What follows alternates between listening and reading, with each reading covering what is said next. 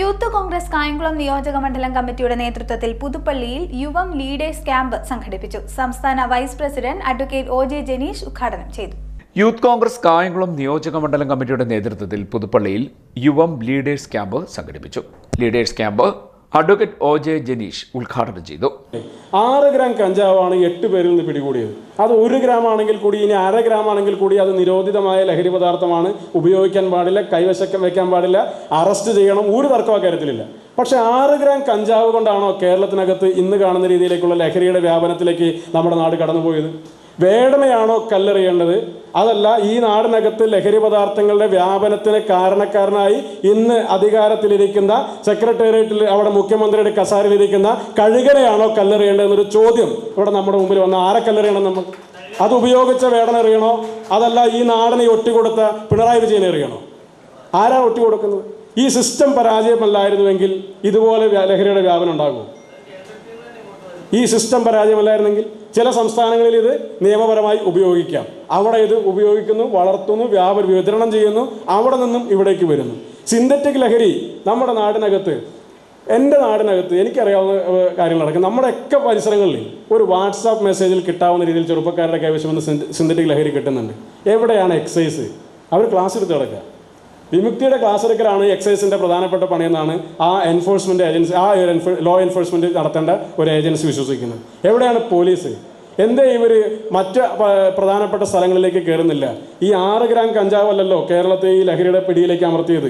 6 kilo കഞ്ചാവ് കൊണ്ടുവച്ചവൻ്റെ റൂമിനകത്തേക്ക്, ഫ്ലാറ്റിനകത്തേക്ക്, ഈ കെട്ടിടത്തിനകത്തേക്ക് കയറാൻ ഈ പോലീസ് എപ്പോഴെങ്കിലും ധൈര്യം കാണിച്ചിരുന്നെങ്കിൽ ഈ വേടനം ഇത് ഉപയോഗിക്കപ്പെടില്ല. അപ്പോൾ നമ്മൾ വിഷയങ്ങളെ അഡ്രസ്സ് ചെയ്യുന്നതിൽ ചെറിയ മാറ്റം വന്നതിൻ്റെ കൂടി പ്രശ്നമുണ്ട്.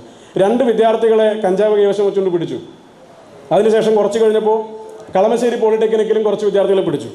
പലപ്പോഴും നമ്മുടെ മുമ്പിലേക്ക് മാധ്യമങ്ങളും പോലീസും സംവിധാനം എല്ലാം ഇട്ട് തരുന്നത് ഇവരെയാണ്. ഇവരെ നമുക്ക് ഇട്ട് തരികയാണ്. കല്ലെറിഞ്ഞ് കൊന്നോ എന്ന് ആഹ്വാനം ചെയ്യുന്നത് പോലെ. സത്യത്തിൽ ഈ കുട്ടികൾ അതിൻ്റെ വിക്ടിംസാണ്, ഇരകളാണ്. ഇത് ഉപയോഗിക്കുന്നവൻ ഇതിൻ്റെ വിക്ടിംസും ഇരകളാണ്. ഇത് കൊടുക്കുന്നവനല്ലേ യഥാർത്ഥത്തിൽ ഈ നാടിനെ നശിപ്പിക്കുന്ന ആൾ?